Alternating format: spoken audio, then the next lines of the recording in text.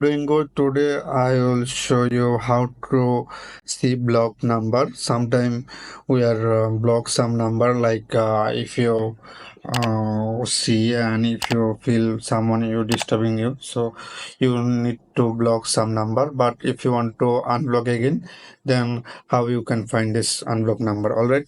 So if you want to like this, then you go to the call button and go to the contracts. Then, for example, I block this number, not delete, not more. This my card.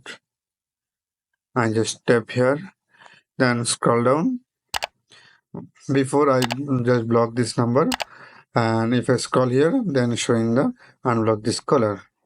Now, if he call me, then I can receive this number and receive the call. So that's it. And thanks for the watching. This is the pretty easy.